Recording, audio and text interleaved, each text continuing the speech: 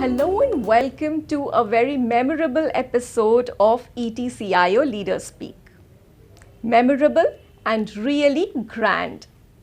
And I can say that with unabashed confidence because I have with me a stellar guest today. I'm Sneha Jha, editor of ETCIO, and I feel very privileged today to be interviewing Mr. R. Gopalakrishnan. Mr. R. Gopalakrishnan is a man of many parts. He is a celebrated author, corporate advisor, an inspirational speaker, and a very interesting conversationalist, as you will find out in the course of this interview. And we're going to be talking to him about institution building in business. This is a special episode. Savor it. Good morning, sir. Welcome to ETCIO Leaders Speak. I know your time is precious and I'm so grateful to you that you chose to share it with me to shoot this episode of ETCIO Leaders Speak. Thank you, Sneha. Pleasure to be here. Thank you so much, sir. Institution building in business is not a create once and use forever concept. It needs to be maintained and nurtured to persist. We've seen examples of business groups like Mahindra, Tata, Bajaj, and Godrej, who are not just places of business. They are central to the idea of institution building in business. They have demonstrated longevity, resilience, relevance. They have also combined the success factors of human capital, structural capital, customer capital, and have also looked at the greater good of society. So all of this requires a large vision, an overarching vision. So in this episode of ETCIO Leaders Speak, I thought we would talk to you about the dynamics and dilemmas of institution building in business. What makes institutions endure? What are the principles of perpetuity, and how can employees play a role in building an institution? These are some of the questions that we will reflect upon as we try to unpack the components of institution building in business. So let's start out with a fundamental question. What is the difference between building a business like a company and building a business like an institution? You know, it's a very good question, and I always find allegories and metaphors helpful to explain. Think of the Taj Mahal in Agra, and think of Kabristan in Park Circus or in Chandanwadi. Both are Kabristans, functionally. They contain the remnants of some person, but the Taj Mahal is the Taj Mahal, and a Kabristan is a Kabristan. Think of the Red Fort in Delhi, and think of a modern bungalow in Golf Links in Delhi. Both have been residences of somebody, but one lasts forever, has a grandeur, brings awe, is magnificent, is solid, and it stays on for centuries. And one may last 50 years, 100 years, 150 years, then it's gone. And the difference between a company and an institution is somewhat similar. You mentioned a little while ago Tata, you mentioned Godrej. These are 100 and plus years over. Bajaj, you know, they're all 100 plus years. It doesn't mean that young companies cannot become institutions, but you see that Tata, Godrej, Bajaj, Mahindra, they create a sense of awe in people. It's wow.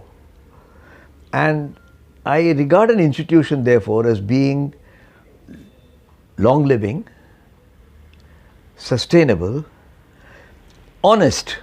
I don't use the word honest in a pedestal sense because you can always argue about something or the other, but generally considered uncontroversial and businesslike, and serving society.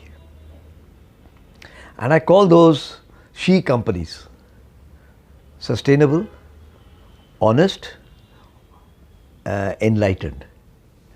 And she also gives a nice feminine touch to an otherwise what many people in society consider crass profit-making institution. So I am a great believer in institutions which I call she companies, and they are very, very difficult to construct, and they are even more difficult to perpetuate. Anybody can make a baby in their family, but to make that baby into a scholar or an actor who has contributed to society is a very different cup of tea, and that's the difference.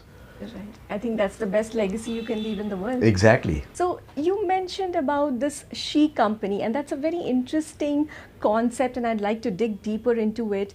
When you talk about a company being sustainable, honest, and enlightened, does a she company coexist with an enterprise? Is the idea of a she company compatible with an activity like an enterprise?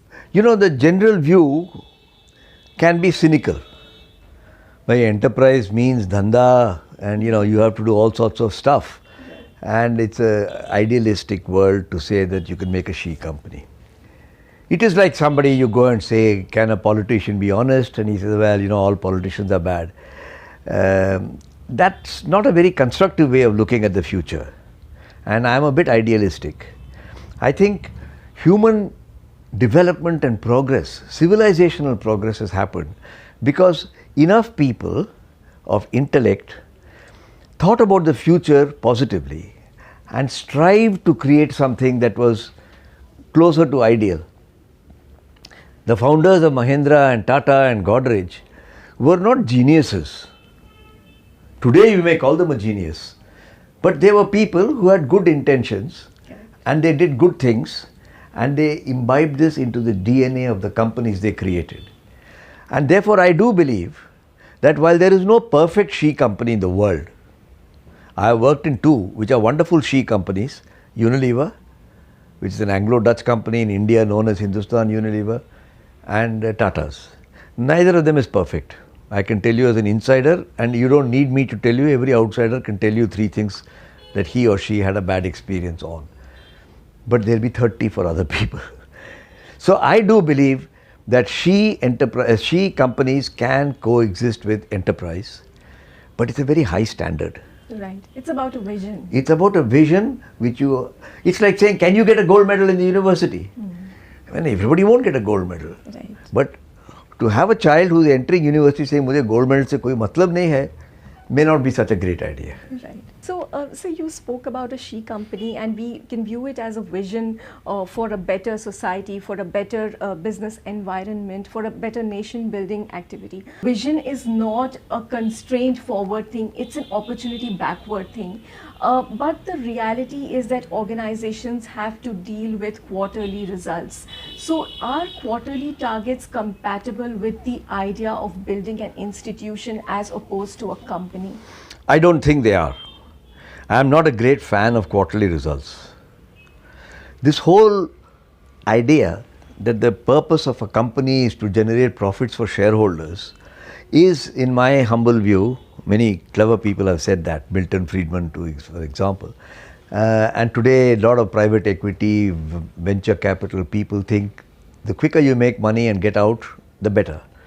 And the whole ecosystem has come up around it. And that's a myopic view of business. It's like producing a child at home.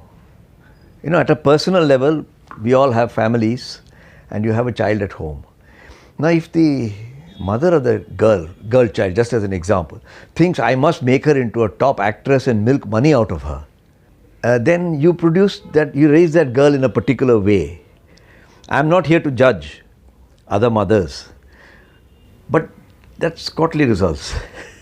That's a very good example. At the age of 8, you wanted to bring in money into the household. Yes. Maybe you need it, maybe you are poor. And I'm not critical of it. But the outcome is different. So I'm not a great fan of quarterly results. And I think I admire companies where the leaders of public companies, like many Tata companies, like Hindustan Lever, who say, yes, I have to give quarterly results, the law requires it, but I am not going to compromise my principles because of that. And that I like. You have to focus on the long term only. Okay. But if you don't protect the short term, you won't survive to deal with the long term. True, absolutely. So I always, again metaphorically, take the example of a young mother. I see my daughters having babies and grandchildren in my family. And they are remarkably able to deal with the crying baby, the feed and the midnight, all that stuff. But they never stop dreaming that I want my daughter to be a painter or an artist or a journalist or economist or whatever. Mothers are very good examples of dealing with quarterly results without sacrificing the long term. And again, it's a feminization of corporations and enterprises. And I'm a great believer, as the father of 2 daughters and the husband of 1 wife, that feminization brings in a certain softness which is required. Which is the idea of she company. Exactly. Right. So I do believe that you can deal with quarterly results without giving up the long term, but your priority should be long term, protect the short term. Right. Absolutely. So what goes into the institutionalization of a business? Can you give us some examples from the Indian context and the global context? You see, people who start a business, startup, founders. I mean, William Hesketh Lever, who founded Unilever, was also a founder. He was the Zomato tomato of 150 years ago. Okay? You take Hershey chocolates. Milton Hershey was a founder. And so was Jamsetji Tata. And so were Kamal Nayan Bajaj, and so on and so forth. When these people founded companies, they are like mothers who said, why am I got this baby into this world? But she immediately starts dreaming कि ये समाज में क्या करेगा मेरे बच्चे, पढ़ाई करना है. He doesn't modern mothers don't discourage their daughters from studying in college or school. I mean, those are all old-fashioned ideas. And you want to make, if your daughter at 25 gets a gold medal and she gets a job in a big company, or she joins a painting school or becomes a faculty member, as a parent you feel proud. And that's what those founders did. So those are the seeds of institution building. Now you can have other kinds of parenting also. And I'm not here to judge other people's parenting. But some can say, values and all that बाद में देखा जाएगा, अभी के लिए fatten the child quickly. उसको खिलाओ, पिलाओ. At the age of 10, the guy is overweight, not because of any physiological problem, but you have pampered him, जो मर्जी है खरीद लो. He's carrying 2 cell phones. Now, if you think that's the way to raise your child, it's fine. But at the age of 20 or 25, you may find that it's a bit awkward. Now, God doesn't deliver equal benefits to everybody, and we cannot predict these things. Sometimes you do have somebody with a physiological or a problem which is about the health. I'm not including those cases, and I'm not for a moment suggesting that they are bad parents. Don't get me wrong. But I'm saying it's the endeavor of a parent, read founder, to impart values which are sustainable, honest and enlightened to the child early on. And if you have your child of 5 years old, but you're lying, say, usko bol do hum ghar mein nahi hai, and the child is watching it, then I think it is going one step less than sustained, honest and enlightened. Right. So it's about connecting values with the Exactly. potential, a vision and a goal. Exactly. Right? Okay. If you have values, value is the seed from which the plant springs. Yeah, and values will create patterns, and then will also kind of foster the potential, and then it will lead to performance. Now you take the example of Jamsetji Tata. He was inspired by Fabian socialism, what was happening in Britain in those days. And when he set up a steel plant, he said, I want a township with it. Because who the hell is going to go to Sakchi to make steel, loha banane ke liye? So the schools and colleges and gardens, and well, it's over 120 years Jamshedpur has come up. You take William Hesketh Lever. He said, my business is a way to improve the lives of people in Victorian England. So he set up a township, Port Sunlight. Today Unilever will not set up a township. It's not necessary because the infrastructure has come up. You take Milton Hershey. In Pennsylvania, he set up Hershey Town. So this is what I mean by putting values. They said my fundamental reason for the business is it must do good to the people of this community. And today it may manifest itself in a different way. Paying fair wages, being gender sensitive, equal opportunity employer, and so on and so forth, meritocracy. So it varies from time to time, but values are values.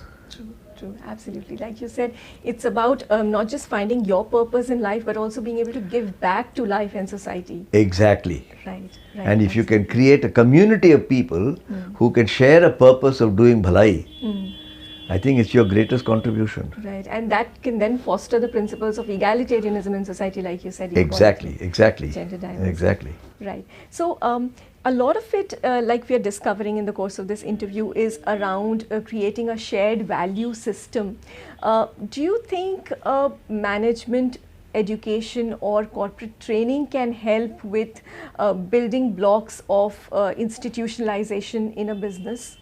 Of course it can. Because at the end of the day, institutions are not created by one enlightened leader. I mean, you say Jamsetji Tata, you say William Hesketh Lever, you say Milton Hershey, but it has to be perpetuated. So let me again, as you can by now see, I'm very fond of metaphors. Take the Ganga. There's a small trickle in a place called Gangotri. Most people have not been there, and when you see the little trickle, you don't think this can become a mighty river. By the time it comes to the Doab in UP, it's a big broad river with banks which are far apart. And by the time it reaches Bengal, it is splintered into multiple deltas in its eagerness to go and meet the ocean. Aakhir wahi to wahin pe to khatam karna hai. Now it is providing livelihood, energy, solitude, calmness, meditation, holiness, whatever you want to attribute, right from Gangotri to there. But most people see the Hooghly. They have seen the Ganga at Patna. Nobody has been to Gangotri. So the Gangotri is the original philosophy of the business. And it is successors who will perpetuate that philosophy. So there has to be a Jamsetji Tata who has a philosophy that I have created a company because it is it's not a part of the community, it is the very reason for it to exist. The community is the reason. Then he has a son called Dorabji Tata who has to take that forward, and so on and so forth, right up to Mr. Chandrasekhar nowadays. And you have to be able to carry on the basic core principle. You may modernize it and say it in a different way, but the core principle must be there. Ki hum samaj ke liye hai. That's how progress happens in a family, and it's exactly the same with a company. You start with the small seed and watch it become an oak tree. Right. And that is what serves. Uske saya mein kitne log aake baithte hain. Right. Which also makes a business not just transactional and employer-employee relationship, but building it like a family, that whole family values that you And it may sound idealistic, but there are always limitations, and you can criticize any company, but there are some companies that seem to have learned to do this. Institutions are often shaped by a visionary leader. But can an institution be shaped by its employees instead? Companies are shaped by institution builders, but institutions are perpetuated by employees. Because you take any religion, Islam, Hinduism, Christianity, anything. What the founder of that religion, assuming such a person exists, got was a tablet with 10 commandments on it. One guy came back and said, this is the vision I had and these are the things. Over the next centuries, that original philosophy, which in essence is Sukshma Rupa, it is the hardcore essence, gets interpreted into mythologies. Ram ne ye kiya, Krishna ne ye kiya, Radha ne ye kiya. You get mythologies. So from a philosophy you get mythologies. Icons carry that forward. Shankaracharya came, Ramanuja came, Chaitanya came, and then they become rituals. So when a child is born, he says, Mandir mein jao, ye karo, aisa karo, you know. Many people do the rituals. आजकल बहुत लोग, including me and you, by the way, because our father or grandfather taught us something, we will go and do it.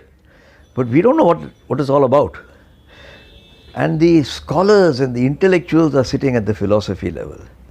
And that's why I think it's very important for companies to perpetuate their legends, their icons.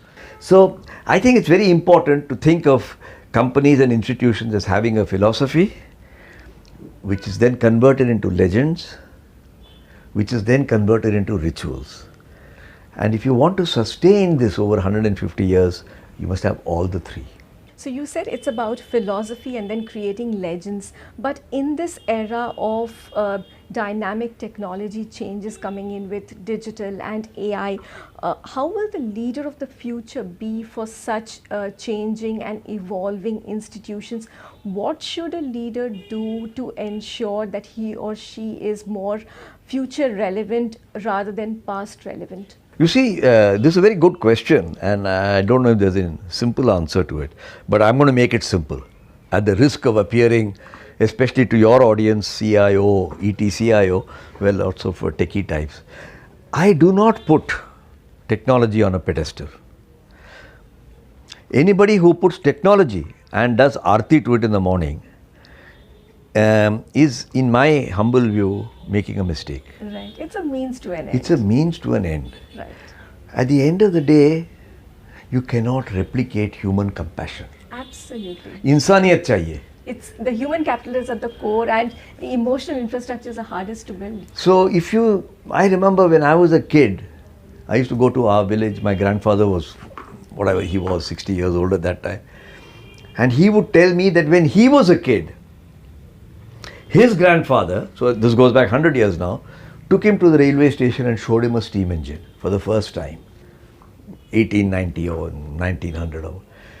And he used to tell me in Tamil, big black monster, hofta aata tha. And you could go from the village to Madras in 8 hours, 9 hours. हम लोग तो 8-10 दिन लगाते थे. So कयामत आ गया है, आप लोग कैसे संभालोगे? I don't know. Now I am telling my grandchildren the same thing. कि ये कंप्यूटर आ गया, 1 मिनट में काम कर देता है, आप लोग कैसे संभालोगे? So technology is a means to an end. ये जो दिल है ना, compassion है ना, this can never be replaced. Absolutely. The day you let it be replaced, artificial intelligence आने दो, but natural intelligence को नहीं छोड़ना.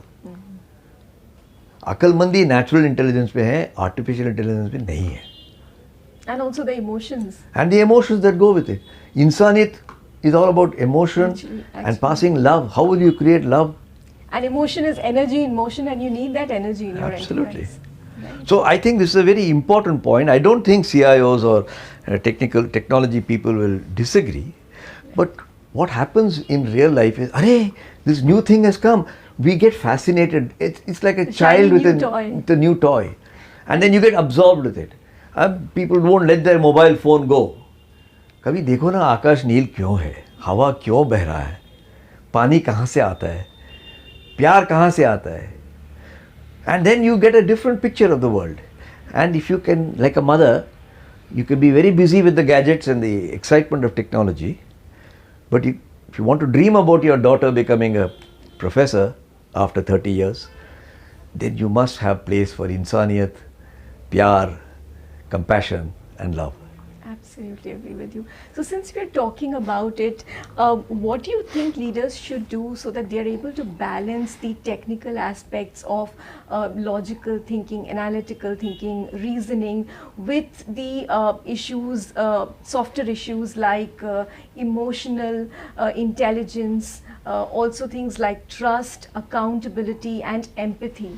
Yeah, I think this is another very good question because it doesn't have a simple answer, but I want to make it simple. To find an answer to this, I went back into Indian philosophy. It's very difficult to understand. It all becomes rather abstruse, when you read Indian philosophy, any philosophy. But out of the Vedantic tradition, I pulled out 4 items which are relevant for the question you're asking. Okay? I'll never give a talk on Vedanta wearing a saffron robe because I'm incompetent for that. What are those 4 things? When you set up a business, what does the Vedantic principle require you to do? Which will be the hidden answer to your question. The first thing it says is serve others. The second thing it says is protect your resources. Sustainability. Look after the ped, pauda, animal, sustain. The third thing it says is always behave compassionately.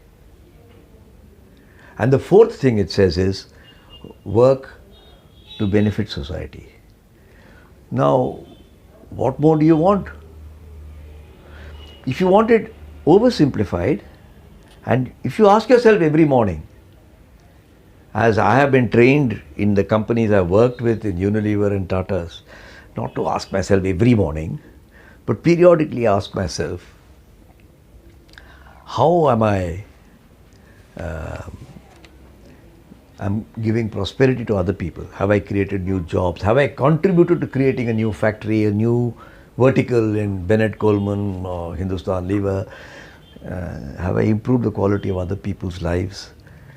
Kuch bhalai karo, then you might have earned a few points. But compassion is what is holding it all together. Compassion is like a sauce. आप जिसमें भी उसमें noodles डालो और rice डालो, sauce की नहीं होगी तो वो नूडल फीका रहेगा.